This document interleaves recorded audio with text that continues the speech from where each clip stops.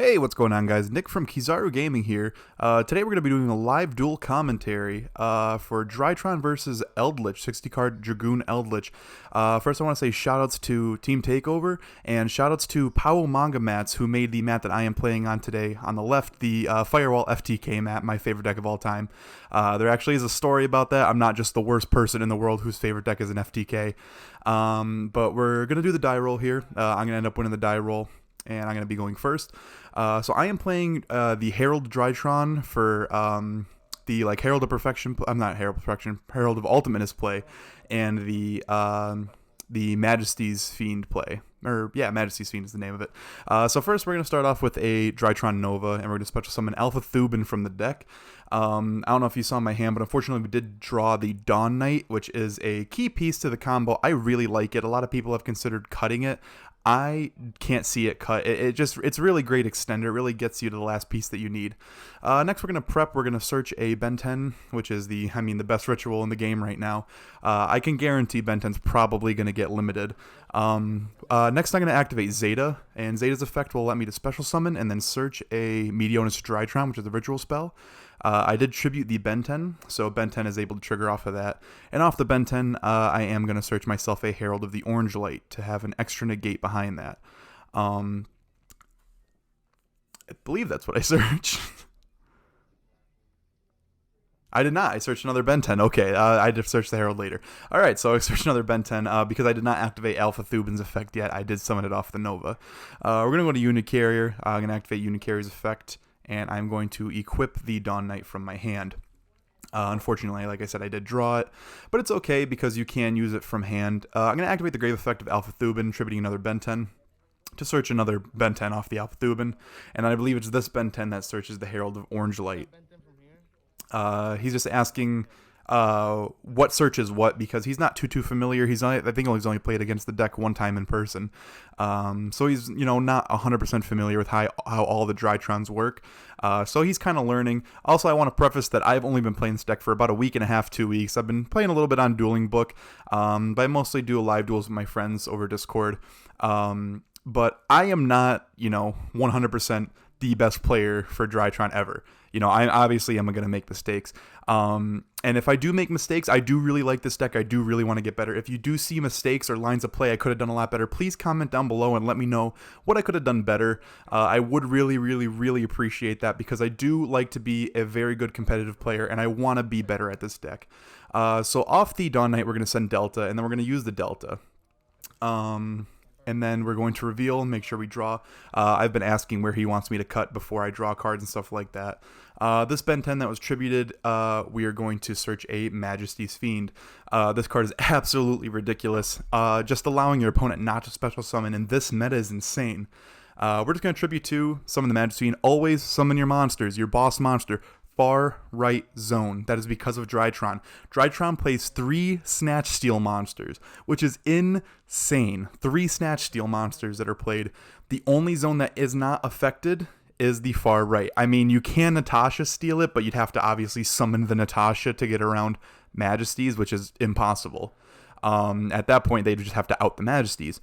So I end on Majesty's Fiend, and I end on Herald in hand, so I definitely have a backup. I don't want to shotgun the Herald on anything that would cause me to lose my Majesty's Fiend. It's kind of like a protect the castle deal. So basically what I want to wait for is him to activate Golden Lord from hand. Because Golden Lord is the best out in this deck to the Majesty's Fiend. I don't believe they play any other outs as of right now, just going first. Obviously there's traps, Torrential Tribute will take care of it. They can't even Conquistador it, which is an amazing part.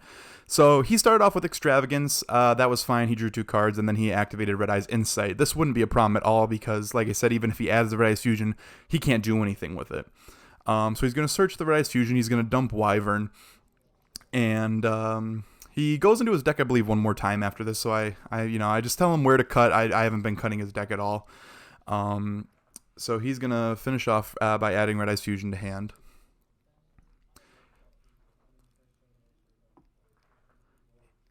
Here he's thinking for a minute. It is one of those odd situations. You're not really sure what you want to do or how you're going to, out it. He does normal summon Lilith. He's going to activate Lilith, tribute for cost, reveals 3. So 2 of the traps that he reveals, I actually have no idea what they did. I have a general idea of Fiend Grieving, which is one of them he reveals. But the other one I had no idea. So he's asking what Drytrons I have in Grave. Excuse me. He's asking what Drytrons I have in Grave. And he's trying to see, because Fiend Grieving banishes from Grave. So he wants to know like how they work. Do they tribute for cost and stuff like that? They all do tribute for cost, a Drytron or ritual monster from your hand or field. And I do have 3 different names in Grave. That's what he's asking about right now. So he's going to end up revealing 1 Fiend Grieving, I believe Dogmatic, a Punishment, and a Shadal trap that I've actually never heard of. I think it's Sinister Shadal Showdown. I'm not 100% sure the name of it. He's looking through his deck now. So yeah, he's going to go Fiend Grieving. Yeah, Sinister Shadow Games. That's a tongue twister. Say that 10 times fast. Sinister Shadow Games I have actually never read before, so I wanted to take a read on that. Please excuse the weird thing that I'm doing with the dice in my hands. I kind of fidget all the time. I have undiagnosed restless leg syndrome. I just move around a lot. I like to play with the dice in my hands and stuff like that. I knew I was going to have to roll a die for it. So I do roll the die. It hits a 1. He keeps that card, and he ends up putting the other 2 back, shuffling his deck up. I actually can't remember which one it was. I believe it was the Fiend Grieving that he ended up keeping. But like I said, I could be wrong. We'll see later on in the video. I believe he just sets 5 passes because he can't really do anything. So I draw for turn. I draw Lancia. Kind of dead card. It's not horrible against Eldlich. It really prevents them from having the follow-up of banishing their cards to reset their board. Eldlich is amazing in the grind game only because of that. So if they don't have options to banish and you're able to OTK them, I suppose Lancia isn't bad. I only main deck one of them because I don't want to clog it up. I don't think it's good in this meta right now. I think 1 being searchable is perfect. You don't really need to search, or you don't need to really play anything else, excuse me. Because the 1 is searchable. If you really want it to hand, you can get it to hand in your combo. So he was actually confused because I activated Alpha, or I forget which one I activated. I activated one of my Drytrons in Grave. I believe it was Alpha Thuban, tributing Benten for cost, and he Fiend Grieving banished it, or shoveled it back so it won't resolve. But he was confused. He thought that Vanity said that neither player could special summon. It's only him. That makes that card absolutely insane. So he's going to send a absolute backjack from deck to graveyard, which will allow him to stack his deck with traps. I used to actually play in Chainburn a few years ago when I played Chainburn. And backjack was a super fun card. You can banish it from graveyard to reveal the top card. If it's a trap, you just set it. And, after it's sent to graveyard, you stack the deck so you know what's going to hit. This might have been a misplay on my part. I really didn't want him to have an extra trap, especially if he knew what he was getting. So I figured I would get rid of the Lancia too, and I would Herald of Orange Light the backjack effect because he really wasn't going to be activating a lot of monster effects this duel. I'm checking my graveyard here. I have a couple of Drytrons left. I could definitely do some things, and I do get the Ultimateness to hand. The reason I gravitated toward Drytron so much is because I really liked playing Herald of Perfection. It is one of my favorite decks of all time, and unfortunately, after the Brilliant Fusion ban, I just wasn't able to play it anymore. So I'm going to normal summon Petite, and I'm going to search Natasha off of that, but on the Petite summon, he's going to Torrential Tribute. So basically, I'm left with a few things I could do. I have a couple monsters in Grave I could activate, but I really do got to play this one smart. Unfortunately, Natasha isn't going to be amazing right now because he has no monsters on board. So I'm going to pitch the Natasha, I'm going to summon Delta, I'm going to reveal Ultimateness.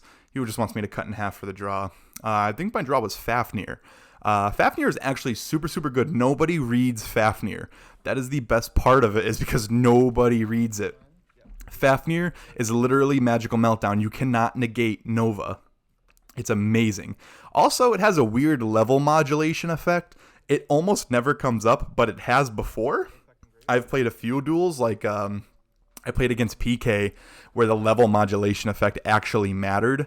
And Fafnir is just an amazing card overall. So he does actually put an Eldlich on board. I forgot that he did that. So I am able to Natasha take it.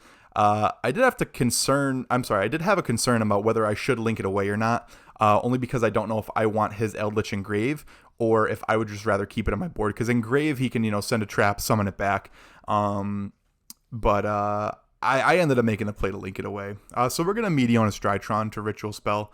We're going to Tribute Zeta, and then we're going to summon a Natasha in attack mode because we do want to get control of that Eldlich.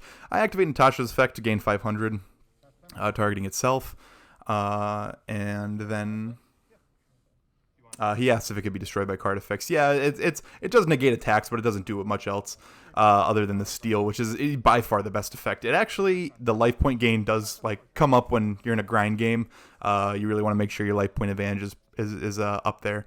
Fafnir is going to add Nova to hand, and I'm going to activate Nova straight away. This is going to get me, I believe, Gamma, because that is the last one I don't have. I have access to all of them in Grave except for the Gamma. Actually, the Alpha Thuban as well, because he shuffled it back off the Fiend Grieving. So I'm going to link those two away. And I believe I make Geonator Transverser. And he actually wasn't familiar with what Geonator Transverser did. So I had explained to him, hey, it's a Snatch Steal. This deck plays 3 of them. And he was like, oh, I forgot to put it in the wrong zone. Because he knew that there was a reason that you play all your big monsters in the far right zone. It's because of Geonator, and that card is actually ridiculous. One of the very few good things to come out of Phantom Rage, not to hate on the set too much. But we're going to activate Gamma Engrave. We're going to pitch the Zeta that we drew off the Delta, which is a very unfortunate draw because we already have one Engrave. Gamma's going to summon back the Delta.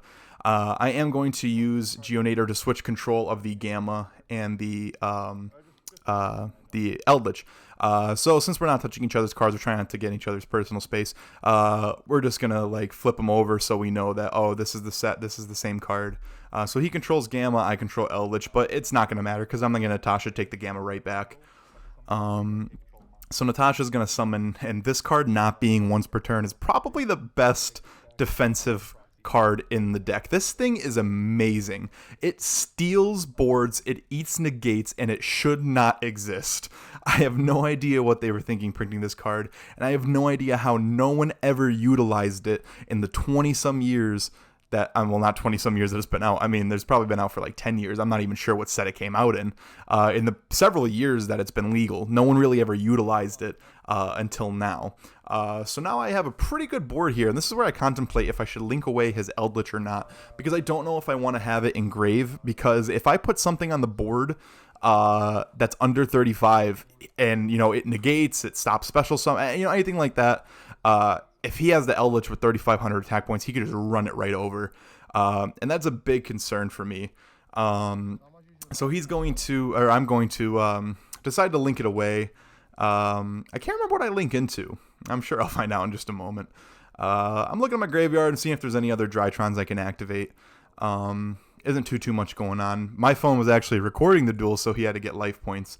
I think he goofed it up at one point, but we fixed it. So I'm deciding I want to link away. There's a lot of options in this deck. I actually really like Borlo Dragon in this deck. It's just an easy link to make. Also, I feel like a hard thing to out in this deck is Dragoon, because you can't target it, and a lot of your Snatch Seals target and such like that. So Borlo could just take it, and you have a negate for a turn, which is pretty great. I do link it away, I'm pretty sure. But I go for the Lyrilisk play. I wanted to have I remember, I make Kanapaloosa. I go for the Lyrilisk play. I just explain to him what it does. He's never seen it before. So it attacks twice. It actually just attacks for every material it has. It can attack directly, and you can, what's it called? It gains 200 for every material. So it's at 400. It does 800 damage, which isn't much, but you're really only making Zeus with it. So we get a 3 negate Appaloosa and a Lyrilisk, which is going to turn into a 2 effect Zeus. So he is going to do the damage here. I think this is where he goofed it up a bit, but he's going to be able to fix it.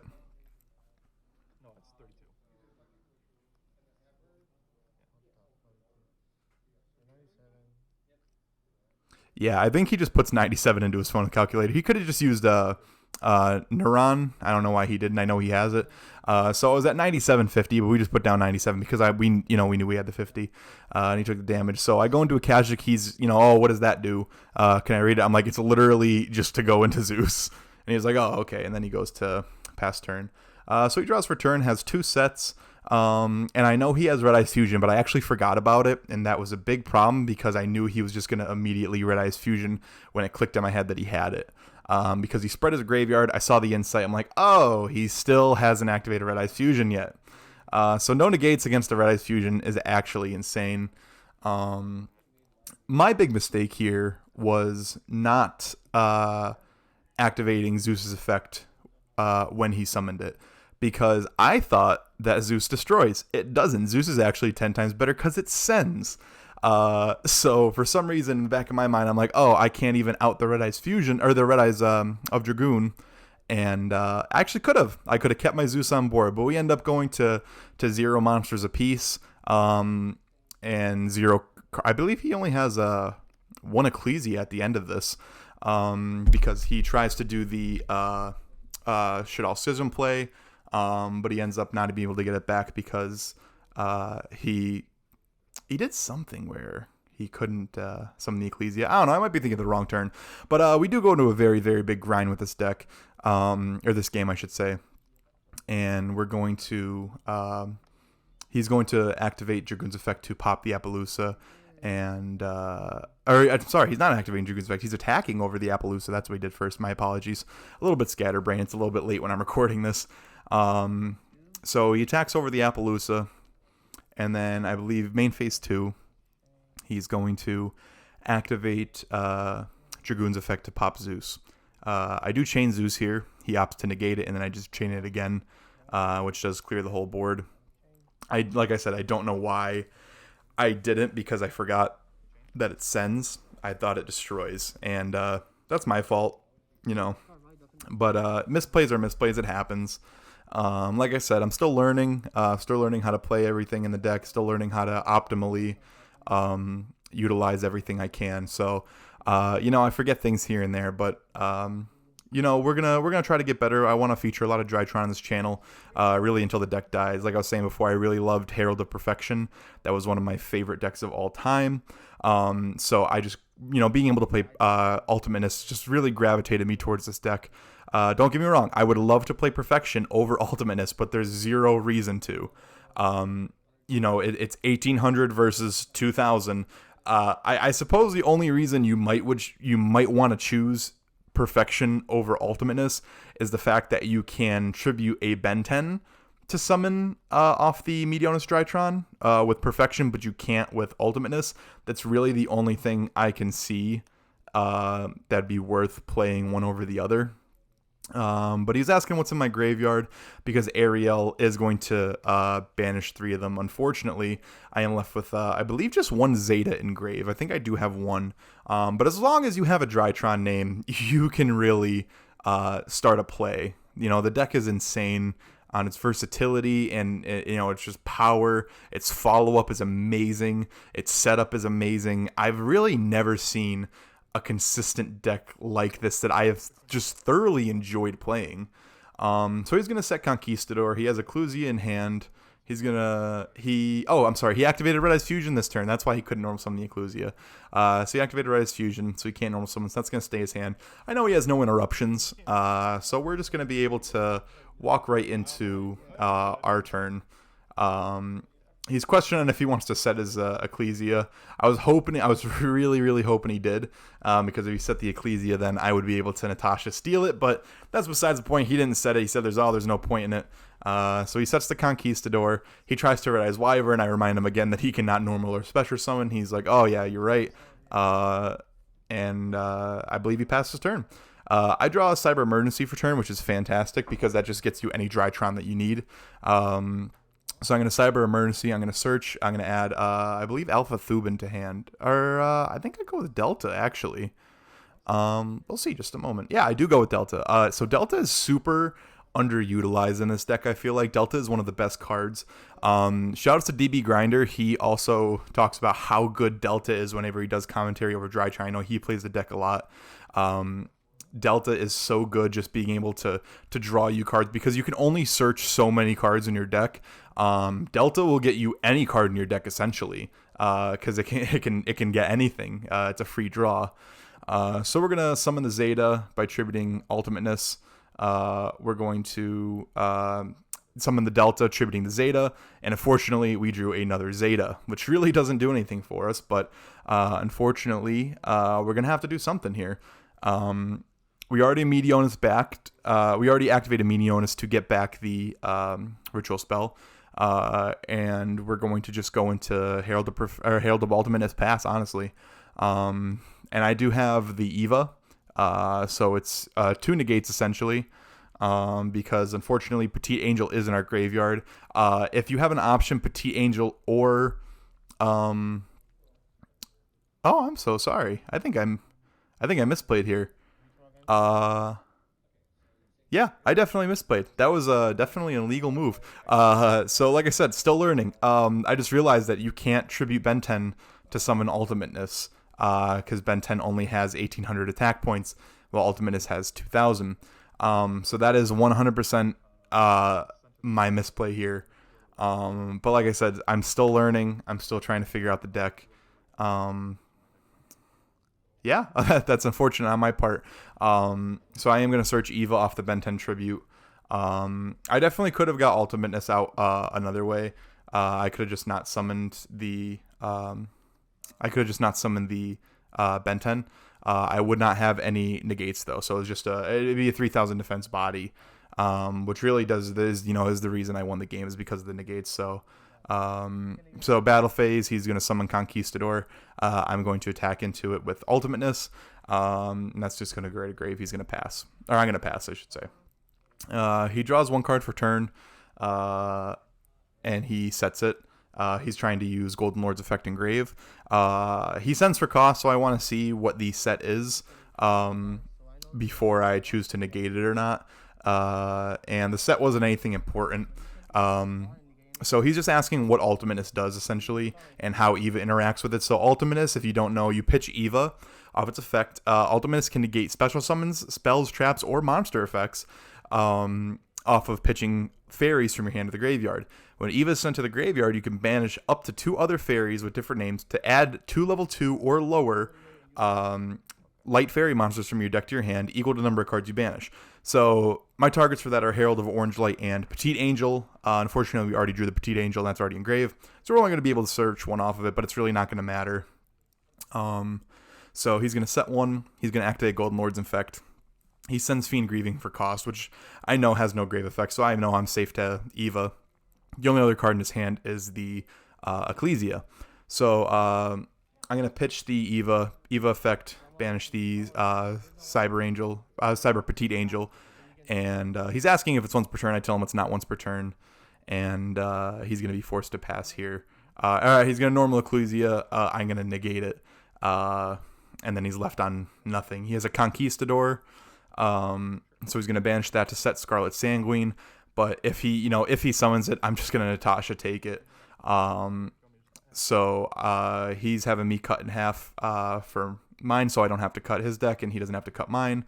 And he's going to, I believe, pass turn here. I draw for turn. I believe I drew Gamma. It's hard to see when I'm shaking the card so fast. So I'm just going to look at my graveyard. I'm going to see what Drytrons I have available to use. There's not too much left in my deck to search. So I'm going to activate Gamma, pitching the Zeta to summon just 2 monsters. He's going to chain the Sanguine because he sees that I have no cards in my hand, so I can't negate it. I think he just forgot that I can steal his monsters. So I'm just double checking, make sure that I can summon the Zeta, even though I attributed the Zeta. I do have 2 Zetas in grave, so I definitely can do that. I can summon a Zeta.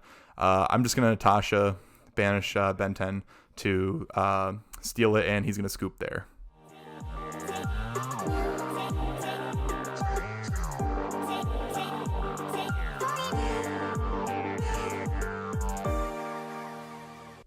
So we're going to move on to game 2 here. And if you couldn't tell by the length of the time left in the video, there's only a few minutes left. So you're going to be able to see that this is a very, very short game 2 because I opened the absolute nuts.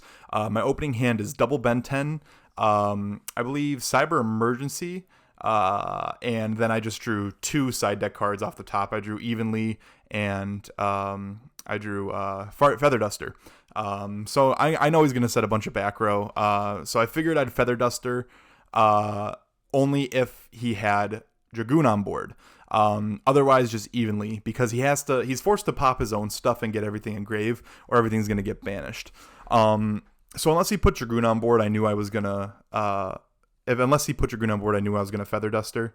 But if he did end with Dragoon, I definitely was going to Feather Duster first, then evenly. So he activates Red Eyes Fusion, dumps the 2 materials, summons Dragoon, and then he sets 2 and passes. Oh, it was Fafnir. It wasn't Cyber Emergency. It was double Ben 10 Fafnir, and then my 2 side deck cards, which were board wipes, which are entirely. So he plays, I was just asking him here, he plays 3 Red Eyes, 3 Insight, because he plays a 60 card deck, and it's Dogmatica, Dragoon, Eldlich, and then just a bunch of good traps that do a lot for the deck. He previously played Dragon Link in the last format, and he played that for literally months until the deck was dead. Top deck Cosmic Cyclone, which ends up actually being the reason I win this duel. So I'm going to Feather Duster first because he does have the Dragoon on board. And, those last 2 sets are pretty valuable, so he's going to want to negate that with the Dragoon. So he pitches Conquistador, negates with Dragoon. I then say, all right, battle phase. And he goes, well, even better, end of battle. And I drop evenly matched. And I don't really see evenly a lot in competitive play. I side deck it. I still think evenly is amazing, especially in the meta that I play around. I play a lot of Zoo Eldlich, a lot of Unchained, stuff like that. My friends and my locals has. So evenly, I think, puts in a lot of work. So I do drop it here. And he actually values 1 set over the Dragoon. So I was like, this is insane because that has to be something amazing. At worst for me, it's, something that was interactive against something that I have. Let's say Fiend Grieving, Punishment, Torrential Tribute, something like that. And I tell him, I was like, I do have the Cyclone because it makes no sense not to blind Cyclone it. If it's an Eldlich, if it's Sanguine, then I steal it. If it's, Conquistador, it's getting banished. So it really didn't matter. But that's going to be the end of it. Thank you guys so much for watching. Leave a like, subscribe. Please comment down below what you guys want to see next, or comment down below any mistakes that I made other than the ones that I obviously knew. But thank you guys so much for watching. I really appreciate it. This has been Nick from Kizaru Gaming. Subscribe, and shoutouts to Team Takeover. Shoutouts to Sir Emanon, my very good friend who's another content creator. Please go check out his channel. I'm going to make sure that I put his his link in the description. We are going to do some content together soon. And shouts to DB Grinder, shouts to Paomangamats, shouts to everyone that I mentioned in the video today. Thank you guys so much for watching. It's been fantastic. All right.